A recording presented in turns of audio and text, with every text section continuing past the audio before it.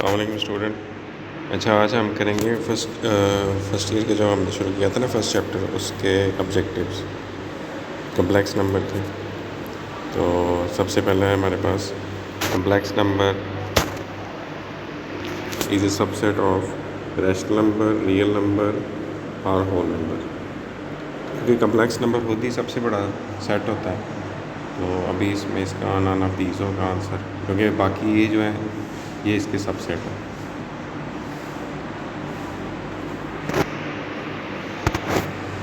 Modulus of a plus b iota, तो modulus होगा इसका a square plus b square और स्केयर रूट, यानी कि बी वाला आंसर होगा इसका।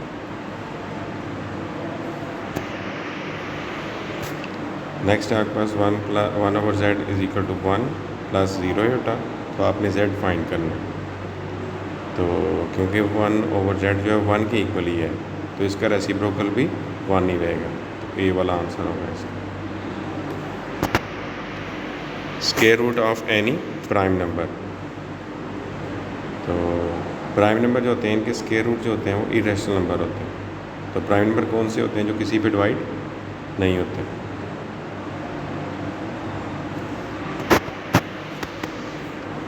जेड प्लस जेड बार, यानी कि जेड आप ले लें ए प्लस बी एटा, जेड बार हो जाएगा ए माइनस बी एटा। तो अगर इन दोनों को प्लस करेंगे तो इमेजिनरी पार्ट कैंसिल हो जाएंगे, तो रियल नंबर आपके पास आंसर में आएगा। अब इसको आपने सिंप्लीफाई करना है, माइनस एटा और उसकी पावर है 10। तो जब इवन पावर आ जाए तो माइनस ख़त्म हो जाता है, यानी कि प्लस हो गया, तो रह जाएगा आपके पास एटा की power 10।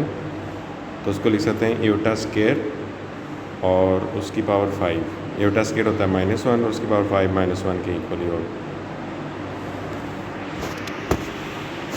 Real number is a subset of complex number, सबसे ऊपर जो आपके पास कम्प्लेक्स नंबर है। कम्प्लेक्स नंबर का अगर इमेजिनरी आप ज़ीरो कर देना पार्ट, तो वो रियल नंबर बन जाते हैं।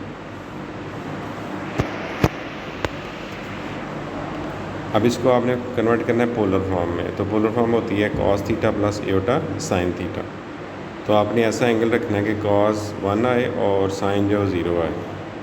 तो इसमें देखें ये जो है आपके पास फर्स्ट में ही cos 0 1 होता है और साइन 0 0 होता है, तो ये इसकी पोलर फॉर्म हो जाएगी। अब इसमें पोलर फॉर्म, क्योंकि इसमें पावर 12 है, तो पोलर फॉर्म की प्रॉपर्टी की जो पावर है वो एंगल के साथ मल्टीप्लाई हो जाती है। तो इसमें जो आपके पास यानी कि अगर आपके पास ये बी वाले में प्लस होता ना तो वो चल जानी थी वैल्यू, लेकिन क्योंकि उसमें माइनस है, माइनस नहीं होता इसमें, तो नन ऑफ दीज होगा इसमें।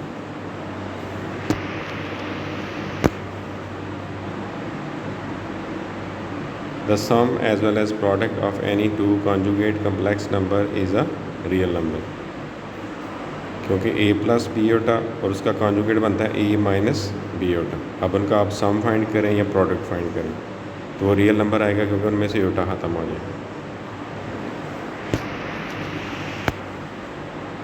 रिकरिंग डेसिमल होता है कि डेसिमल के बाद जो वैल्यू रिपीट हो रही है, तो उसको आप रैशनल में काउंट कर सकते हैं। जैसे 2.3333, ठीक है ना, तो उसको हम रैशनल नंबर में काउंट करते हैं।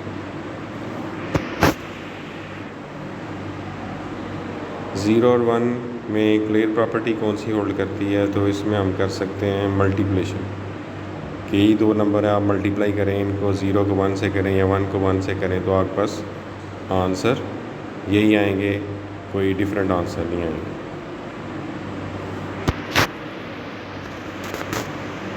पोलर फॉर्म का फार्मूला आपके पास ये है r cos theta plus iota sine theta, यानी कि ए वाला जो है वो इसका आंसर है।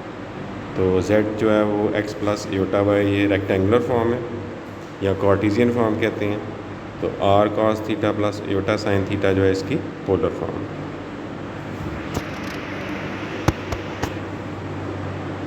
Every real number is complex number, क्योंकि अगर उसका जो है वो क्या कहते हैं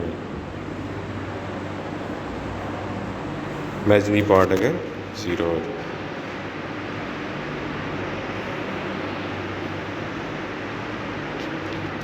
पाई इज़ अ डैश नंबर, पाई जो है उसको हम कह सकते हैं इरेशनल नंबर है, क्योंकि अगर पाई की आप कैलकुलेटर में वैल्यू इसीलिए उन्होंने फीड की होती है कि इसमें डेसिमल के बाद वैल्यू रिकरिंग भी नहीं होती है और टर्मिनेटिंग भी नहीं होती, चलती रहती है और डिफरेंट वैल्यू आती है, ठीक है। तो ये इरेशनल में काउंट होता है।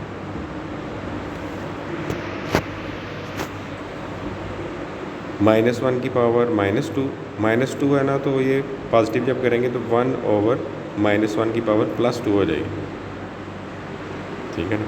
तो फिर उसका स्क्वायर ले लें तो आंसर इसका 1 ही आएगा आपके पास। इंटीजर इज़ सबसेट ऑफ, ठीक है, तो आप इसमें से देख लें, इंटीजर इसका सबसेट होता है, रैशनल नंबर का सबसेट होता है। Polar form is equal to 0, इसकी आपने बतानी है। तो ऐसा कोई एंगल नहीं मिलता जिस पे कॉस भी 0 और साइन भी 0, तो ये नन ऑफ दीज में होगा। 0 और 1 को आप लिख सकते हैं, अगर आप इसको कम्प्लेक्स फॉर्म में लिखना चाहें तो बी वाला इसका आंसर है 0 + 1 एटा। तो 1 एटा तो लिखा नहीं जाता, फिर सिर्फ एटा लिखा जाएगा। तो 0 प्लस हो रहा है तो वो भी नहीं लिखा जाएगा, तो सिर्फ एटा इसका आंसर आएगा।